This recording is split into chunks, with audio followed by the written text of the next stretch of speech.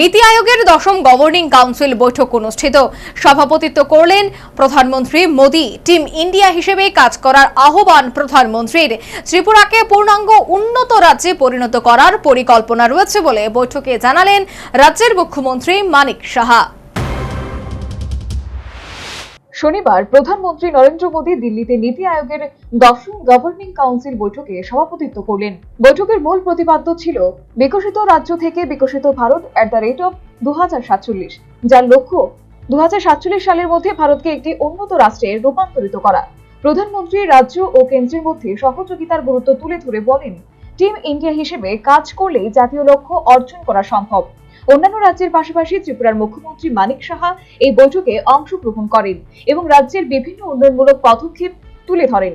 তিনি জানান, রাজ্য সরকার 2047 নামে একটি ভিশন ডকুমেন্ট চালু করেছে, যার মাধ্যমে ত্রিপুরাকে একটি পূর্ণাঙ্গ উন্নত রাজ্যে পরিণত করার পরিকল্পনা রয়েছে।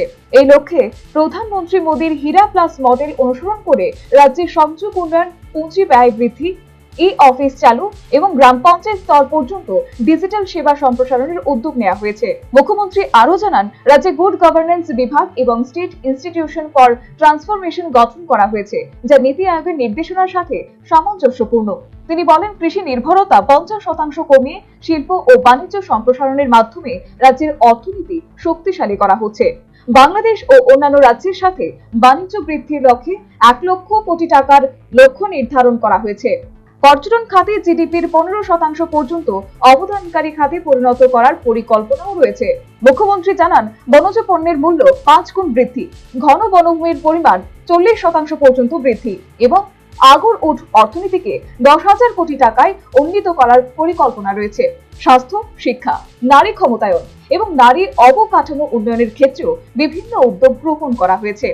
বৈঠকে পশ্চিমবঙ্গের মুখ্যমন্ত্রী মমতা বন্দ্যোপাধ্যায় এবং কেরালার মুখ্যমন্ত্রী পিনারাই বিজয়ন সহ 4টি বিরোধী শাসিত রাজ্যের মুখ্যমন্ত্রীরা অনুপস্থিত ছিলেন, যা কেন্দ্র ও বিরোধী শাসিত রাজ্যগুলির মধ্যে চলমান রাজনৈতিক টানাপোড়েনের ইঙ্গিত বলে সংশ্লিষ্ট বিশেষজ্ঞ মহলের অভিমত।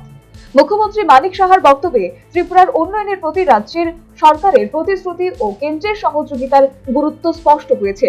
বৈঠকটি রাজ্য ও কেন্দ্রের মধ্যে সমন্বয় বৃদ্ধির মাধ্যমে সমগ্র দেশের উন্নয়নের পথে একটি গুরুত্বপূর্ণ পদক্ষেপ হিসেবে বিবেচিত হবে বলে বুদ্ধিজীবী মহল মনে করছেন। Bureau report, news vanguard.